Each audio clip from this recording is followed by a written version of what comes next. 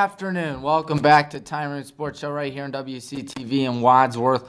Always fun to be here because we talk about so many cool sports stuff like the Cleveland Cavaliers and the Cleveland Guardians. Hint, hint, nudge, nudge. That's what we're going to be talking about today. First things first, the Cleveland Cavaliers. Team leaders consist of guys like that guy right there, Darius Garland, who leads the Cavs with 6.6 assists per game. Donovan Mitchell, 26.8 points per game, leads the Cavs. By the way, all these players lead. I'd really like to see at least and lead the Cavs in their respective categories. Jarrett Allen, 10.6 rebounds per game, also 63.1 field goal percentage.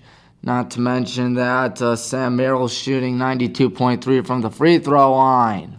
Always great to see that.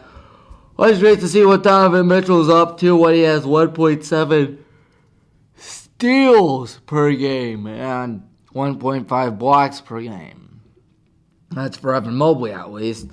Cavs against the 76ers was a 3-point win for the Cavs, 117-114. George Niang, 25 points, 5 threes.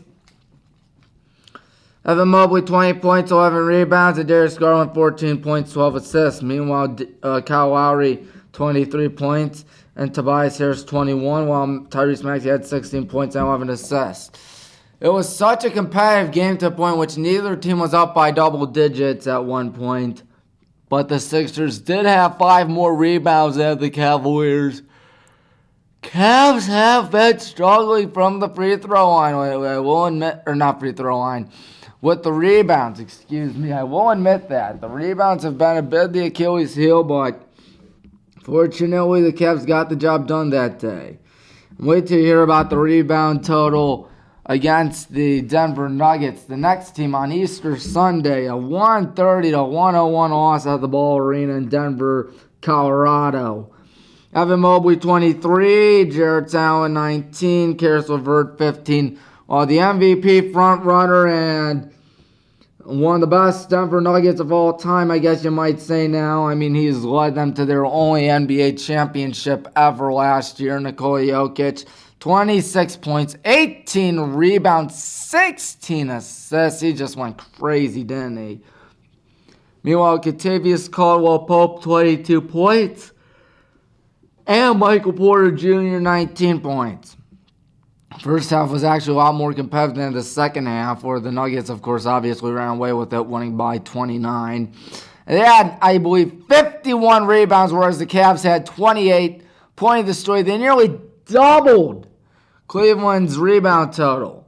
Then this game you're looking at right now, Cavs Jazz in Utah, Salt Lake City. Cavs win it, fortunately, 129-113. We saw Karis LeVert score 26. And Jarrett Allen and Evan Mobley put up 21. And Sam Merrill, 18 points, all of them coming from the three-point line. So 18 divided by 3, that's 6. And then Bryce Sensabaugh for the Jazz, 22 points. Colin Sexton, 19 points and 7 assists. And meanwhile, looking out there for those Utah Jazz, who never were winning during that game. Yeah, they lost the entire game, didn't they, folks? Oh, my. And I'm looking at their other player. If I can pull him up, it is Taylor Hendricks. Taylor Hendricks with 18 points. And Cavs shot over 50% that day. You see the Jazz made it a little bit close midway through the second. But some things weren't meant to be. As we look at the NBA standings once again, third place in the Eastern Conference. If the season ended today, they'd go up against the Indiana Pacers, holding a 3.5 game lead over the Miami Heat for the play-in spot, and a game and a half in front of the Magic and the Knicks, fortunately. And meanwhile, the West is a lot more competitive, whereas Boston has sealed it up a long time ago. They've only lost 3 home games and 1 division game this season, which is absolutely nuts. They're the only team in the NBA, my goodness, the only team in the NBA to be having more than 10 points, or having over a 10-point differential on average. They're scoring 121 per game and giving up 109.5. But losing my train of thought. Denver up top the West. Minnesota, Oklahoma City not so far behind them. And looking at, who knows, maybe, can it happen? Let's see. 82 minus 53, sorry about this. It's 29. Yeah, the Clippers can, by some miracle, win the Western Conference. Will it happen? Probably not, but who knows? Who knows? Now, for the first time of the season, we're going to recap Cleveland Guardians baseball. Looking at the players' stats right now, first things first, look at those Naylor brothers right there. You saw, I believe that's Bo on the left, and Josh on the right. Josh Naylor, 368 average, 7 hits, 3 runs, and a home run.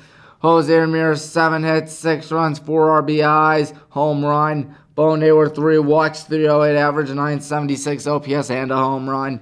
Shane Bieber's pitched 12 shutout innings this season, my goodness, and 20 strikeouts. He has an ERA, as you might expect, of 0.00. Logan Allen, 5 innings, 6 hits, 3 runs. Carlos Carrasco returning to Cleveland with a 5.40 ERA, 3 strikeouts, and a 1.40 whip.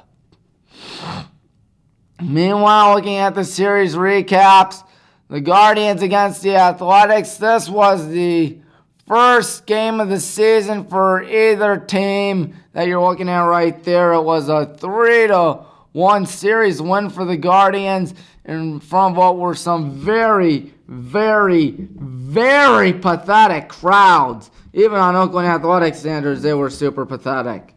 Oh my Lord. We'll bring up the attendance numbers right now. Opening day drew 13,000 people. 13,522 people. And this day and age where attendance numbers in baseball are looking better than they ever have, there's Oakland lagging. Second game, 3,837. The third game, it was 5,425. And the last game where the Guardians lost on a bases-loaded walk, 4,118. Dear God, that is unbelievably pathetic. Oh my God, how do you let that happen? Oakland does not have any fans. They had 5,112 last night. Yeah, Oakland's not looking good. Yeah, Guardians did win game 1. You had Shane Bieber with 6 shutout innings in the home opener for the Athletics and the opening game for the Guardians. And then David Fry had 3 hits and 2 runs in game 1. There's Mr. Fry right there launching a double down the left field line out in Oakland. Could be one of the last times we get to see our Guardians play in Oakland, considering the fact that they are heavily considering, in fact, they're probably going to more than likely relocate, much to the chagrin of everyone in Oakland. I do feel bad for the A's fans, at least, not the front office. They can all get no empathy from me. Andres Gimenez, 2 doubles in game 2. Jose Ramirez, a home run in game 2. Every Guardian got a hit in game 3. Oh yeah, those were Stephen Vogt's first 3 wins of his managerial career, while Stephen Kwan also had a home run in game 3. Josh Naylor had a game-tying single in game 4 as the Guardians tried to eye the sweep. It did not happen. It was a bases-loaded walk that wound up killing the good old Guardians. And then meanwhile, Guardians against the Mariners. Game is going to occur later on today. I believe at 4, if I'm not mistaken. Let's see here on the MLB app. It is 4:10 actually. Logan Allen going to be rocking the mound for the Cleveland Guardians. I believe that will be George Kirby going for those Seattle Mariners. Yes, it is George Kirby going for the Seattle Mariners. But anyways, as I was saying, the series is currently tied at 1. You had Dominic Canzoni 3-run bomb in game 1. And Tyler Freeman and Josh Naylor hit home runs in game 1. Meanwhile, in game 2, Bo Naylor with a home run and Taron Bybee 6 shutout innings. Yes, no, not Taron Bybee, Shane Bieber 6 shutout innings in game 2. 6 shutout innings for Shane Bieber in his first start, 6 in his second. That's 12 shutout innings. My goodness. He does not have a complete game to my disappointment. Looking at the complete game, is it just one guy? Yes, it is. The man that threw a no-hitter for the Houston Astros, Ronel Blanco, a few nights ago, 2 nights ago. That's the only complete game in the majors right now. I forgot. The complete game is becoming a much more rarer and rarer sight to my sadness. I mean, look at the Rangers right now. It's a 1-0 ball game. Nathan Eovaldi's day is done after 7 innings. He threw 103 pitches to be fair, but still, I love me a complete game. Always fun to watch, in my opinion. The death of the complete game is very sad, to say the least. But you know what's not sad? Stuff on WHBW, unless it's a Highland Hornet or Baldwin Wallace, Yellow Jacket Wallace, then it'd be very sad.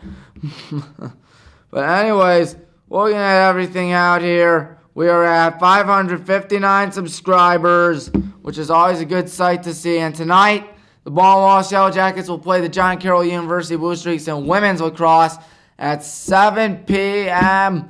on YouTube. That's going to be fun to watch. Of course, the men will go to University Heights trying to keep our undefeated OAC season alive. Will it happen? I hope so. Of course, Nicole Shelger does a great job with the good guys with women's lacrosse. She is very good at what she does. And John Carroll will not be the easiest thing in the world. But who knows? Yeah, that's what's going on Wednesday. Then Thursday, tomorrow will be softball against Stellet at 4:30. And then Saturday will be baseball against Nordonia at noon, followed by some men's lacrosse at 4. And then on the 9th, it will be boys lacrosse against Wadsworth. And then the 10th will be more excitement with some, BW Cross, that's what. And then Thursday, baseball at Revere. The 12th will be softball and boys lacrosse. I can't believe the semester's almost done for me and the rest of my friends at Baldwin Wallace University. Very hard to believe, in my opinion. But it's almost here. And then before you know it, it will be time to go to summertime and get all that fun stuff going. Well, folks, I think we're done for the day. Thank you for watching, and we're done for the week, of course. I'd like to remind you that more of the Cleveland Cavaliers and Guardians will be coming up soon on the Tommy Maroon Sports Show, and then the NBA playoffs. And before you know it, I'll give you my high school predictions for football. And then before you know it, it'll be Tommy's picks once again. I'm Tommy Maroon, thanking you for watching. Have a great day. So long.